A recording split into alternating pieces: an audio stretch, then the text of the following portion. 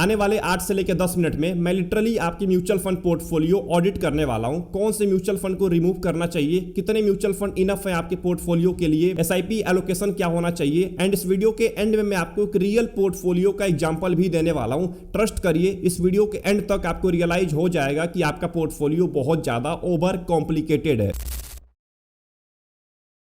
लोग mutual fund को Pokemon cards की तरह कलेक्ट करते चले जाते हैं। किसी ऐप ने सजेस्ट कर दिया तो बाई कर लिया, किसी फ्रेंड ने बोल दिया तो बाई कर लिया, किसी सोशल मीडिया इन्फ्लुएंसर ने बोल दिया तो बाई कर लिया। इसका रिजल्ट क्या होता है कि पोर्टफोलियो में 10 म्यूचुअल फंड आ जाते हैं, लेकिन एक्चुअल में जो डाइवर्सिफिकेशन होता है वो ऑलमोस्ट जीरो होता है। मैं आपको एग्जांपल देता हूं, मैं लार्ज कैप का एग्जांपल लेने वाला हूं। आप अपनी कैटेगरी को यहां पे रख के देख सकते हैं। मान के चलते हैं आपने 5 लार्ज कैप म्यूचुअल फंड के अंदर पैसा इन्वेस्ट करके रखा हुआ है। नाम लेता हूं, आईसीआईसीआई ब्लू चिप हो गया, एसबीआई ब्लू चिप हो गया, एक्सिस ब्लू चिप हो गया, एचडीएफसी टॉप 100 फंड हो गया, and Mirae asset large cap fund हो गया। आपको लग रहा है मैंने 5 अलग अलग म्यूचुअल फंड्स के अंदर पैसा इन्वेस्ट किया है, मेरा पोर्टफोलियो बहुत ज्यादा डाइवर्सिफाई हो चुका है, लेकिन रिजल्ट क्या निकल के आता है कि इन सब में टॉप होल्डिंग लगभग सेम है। वही रिलायंस है, वही इन्फोसिस है, वही एचडीएफसी बैंक है, वही आईसीआईसीआई बैंक है, वही टीसीएस है। इन्हीं कंपनीज के अंदर आपके पैसे को इन्वेस्ट किया जा रहा है। इसका मतलब आप सेम कंपनीज में 5 बार अलग अलग तरीके से इन्वेस्ट कर रहे हैं। इसको सिंपल भाषा में बोलते हैं पोर्टफोलियो ओवरलैपिंग। अगर आपके पोर्टफोलियो का ओवरलैपिंग परसेंटेज 20% से ज्यादा जा रहा है, अगर आप मिड कैप के अंदर पैसा इन्वेस्ट कर रहे हैं, स्मॉल कैप के अंदर कर रहे हैं,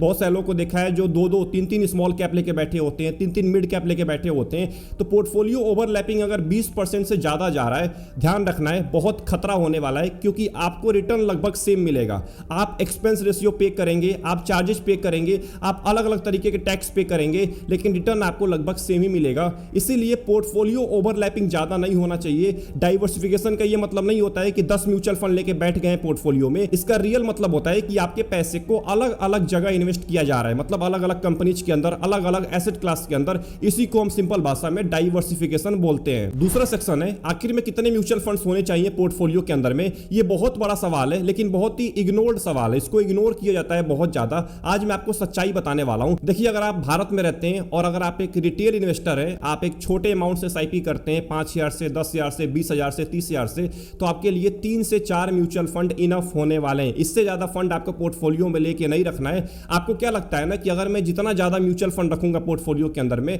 उतना मेरे को ज्यादा रिटर्न मिलने वाला है, जो कि बहुत बड़ी गलतफहमी है। ऐसा बिल्कुल नहीं होता है। जिसको वेल्थ क्रिएट करना होता है वो एक म्यूचुअल फंड से कर लेता है, जिसको कूद फांद करना होता है उसके लिए 20 म्यूचुअल फंड भी कम पड़ने वाला है। आप अगर एक अल्ट्रा एग्रेसिव इन्वेस्टर हैं, तो आपको मैं आज 3 से लेकर 4 कैटेगरी बताने वाला हूं।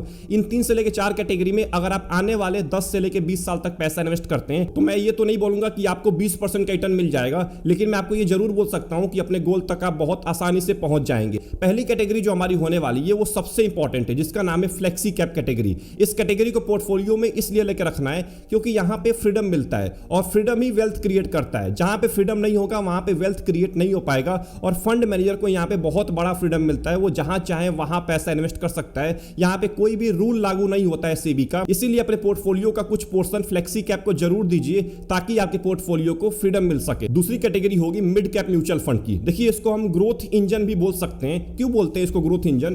क्योंकि इसमें जो कंपनीज होती है ना, वो केवल 150 होती है, और ये 150 वो कंपनीज होती हैं जो ग्रोइंग फेज में होती हैं, जो ग्रो करना स्टार्ट कर चुकी होती हैं। देखिए, अगर कोई कंपनी ग्रो कर रही है और उसके अंदर अगर आप पैसा इन्वेस्ट करते हैं, तो आपका पैसा भी बहुत तेजी के साथ ग्रो करता है। ध्यान रखना है, इस कैटेगरी के अंदर रिस्क बहुत ज्यादा होता है। ओवर वैल्यूएशन का खतरा हमेशा मंडराता रहता है, क्योंकि कंपनीज बहुत ज्यादा कम है, लोग ज्यादा पैसा इन्वेस्ट करते हैं, इसलिए ओवर वैल्यूड हमेशा आपको देखने को मिल सकता है। लेकिन अगर आप लंबे टाइम तक मिड कैप फंड्स को होल्ड करते हैं, तो आपको वेल्थ भी क्रिएट करने से कोई नहीं रोक सकता है। तीसरी कैटेगरी हमारी होने वाली है स्मॉल कैप म्यूचुअल फंड की। देखिए, स्मॉल कैप म्यूचुअल फंड को पोर्टफोलियो में रखना जरूरी होता है अगर आप आने वाले 20 साल तक, 15 साल तक पैसा इन्वेस्ट कर रहे हैं, क्योंकि स्मॉल कैप में जो कंपनीज होती है ना, वो बहुत छोटी होती है, उनका अभी ग्रोथ फेज बाकी होता है, अभी वो ग्रो नहीं कर रही होती है। ये अनुमान लगाया जाता है कि ये जो कंपनीज है ना, ये आगे चल के बड़ी बन सकती है। स्मॉल कैप को इसलिए रखना है ताकि आपको ग्रोथ मिल सके लंबे टाइम के अंदर में, एक अच्छा रिटर्न मिल सके लंबे टाइम के अंदर में। एंड जो आखिरी कैटेगरी आपको पोर्टफोलियो में रखनी है वो है मल्टी एसेट एलोकेशन फंड, या गोल्ड म्यूचुअल फंड को भी आप चूज कर सकते हैं। इन दोनों में से आप कोई भी एक म्यूचुअल फंड चूज कर लीजिए।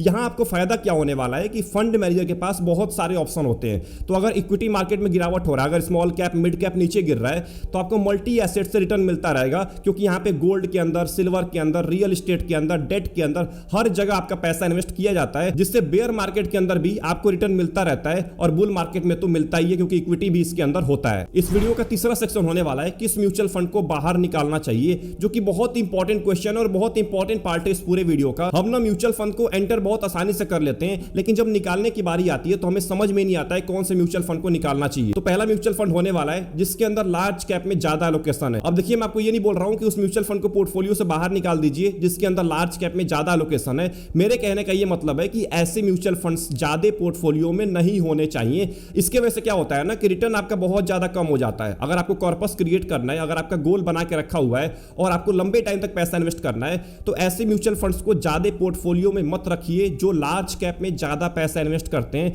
या अगर आप लार्ज कैप म्यूचुअल फंड के अंदर पैसा इन्वेस्ट करते हैं तो एक से ज्यादा लार्ज कैप फंड आपके पोर्टफोलियो में नहीं होना चाहिए। अब अगर आपके म्यूचुअल फंड का एसेट अंडर मैनेजमेंट ज्यादा हो चुका है तो ऐसे म्यूचुअल फंड्स केवल एक ही रखिए। एक म्यूचुअल फंड आपके पोर्टफोलियो को बचा के रखेगा गिरावट के टाइम में, क्योंकि ऐसे म्यूचुअल फंड्स बेयर मार्केट में बहुत काम आते हैं लेकिन बुल मार्केट में रिटर्न कम देते हैं। इसीलिए एक से ज्यादा फंड्स मत रखिए ऐसे। बाकी आप स्मॉल कैप, मिड कैप या फ्लेक्सी कैप में, जो डाइवर्सिफाइड फ्लेक्सी कैप्स हैं, उनके अंदर आप पैसा इन्वेस्ट कर सकते हैं। दूसरे म्यूचुअल फंड है direct versus regular mutual funds. अब देखिए, अगर आप एक ऐसे टाइप के इन्वेस्टर हैं जिसको मार्केट के बारे में कुछ नॉलेज नहीं है, जिसको समझ में नहीं आता इन्वेस्टिंग, जिसको केवल पता है कि म्यूचुअल फंड के अंदर पैसा इन्वेस्ट करना है, मैं म्यूचुअल फंड के अंदर पैसा इन्वेस्ट करूंगा तो लंबे टाइम में एक अच्छा कॉर्पस क्रिएट कर लूंगा, तो आप रेगुलर प्लान की तरफ जाइए, क्योंकि वहां पे एक डिस्ट्रीब्यूटर बैठा होता है जो आपको समझा रहा होता है कि आखिर में कब आपको एंट्री करना है, कब एग्जिट करना है, कौन से म्यूचुअल फंड को पोर्टफोलियो से निकालना है, उसको अच्छे से नॉलेज होता है। तो अगर आपको मार्केट के बारे में नॉलेज नहीं है, अगर आपको नॉलेज गेन करना है तो आप रेगुलर प्लान से शुरुआत कर सकते हैं। लेकिन अगर आपको मार्केट के बारे में नॉलेज है, आप इमोशनली वीक इंसान नहीं है, आप इमोशनली बहुत ज्यादा स्ट्रॉन्ग इंसान है, मार्केट गिरावट के टाइम में आप पैनिक नहीं होते, अगर मार्केट 20%, 30%, 40% भी क्रैश हो जाए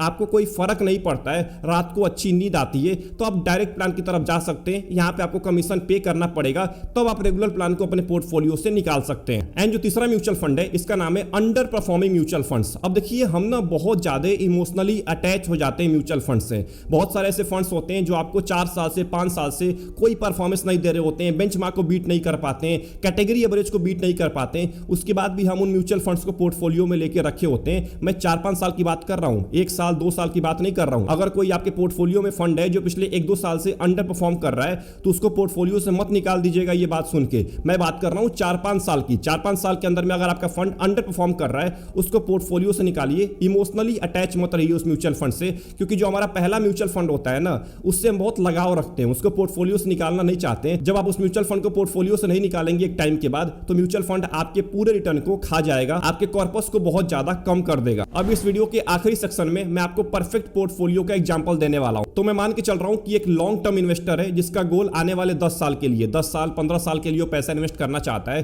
तो मेरे हिसाब से जो एलोकेशन होना चाहिए कैटेगरी के अंदर वो कुछ ऐसा होना चाहिए। फ्लेक्सी कैप में अप्रॉक्सिमेटली 40% आपका पैसा जाना चाहिए, मिड कैप के अंदर अप्रॉक्सिमेटली 25% एंड स्मॉल कैप के अंदर लगभग 20%, और जो बचा हुआ पैसा है उसको आप मल्टी एसेट या गोल्ड म्यूचुअल फंड के अंदर इन्वेस्ट कर सकते हैं। यानी कि अगर मैं 10,000 रुपए की एसआईपी स्टार्ट करता हूं तो उसमें से 4,000 रुपए मेरा जाना चाहिए फ्लेक्सी कैप के अंदर, 2500 रुपए जाना चाहिए मेरा मिड कैप के अंदर, 2,000 रुपए जाना चाहिए स्मॉल कैप के अंदर, एंड जो बचा हुआ पैसा है उसको मैं मल्टी एसेट एलोकेशन फंड के अंदर इन्वेस्ट कर सकता हूं। ऐसा अगर मैं एलोकेशन लेके चलता हूं तो मेरे को फंड मैनेजर का फ्रीडम मिलेगा फ्लेक्सी कैप के अंदर, मिड कैप की ग्रोइंग कंपनीज मिलने वाली है, स्मॉल कैप का मेरे को अच्छा अल्फा मिलने वाला है, बेंचमार्क को बुरी तरीके से बीट करेगा लंबे टाइम के अंदर में, एंड मल्टी एसेट के अंदर मेरे को रियल डाइवर्सिफिकेशन मिलने वाला है। इसका मतलब अगर फ्यूचर के अंदर में आने वाले 10-15 साल के अंदर में मार्केट में गिरावट भी होता है तभी भी मेरा पोर्टफोलियो सबसे कम नीचे गिरने वाला है बाकी इन्वेस्टर्स के मुकाबले जो केवल एक कैटेगरी के ऊपर या एक म्यूचुअल फंड के ऊपर डिपेंडेंट रहते हैं। तो यहां तक वीडियो देखने के बाद अगर आपका पोर्टफोलियो कॉम्प्लिकेटेड लग रहा है आपको, इसका मतलब आप एक स्मार्ट इन्वेस्टर नहीं है,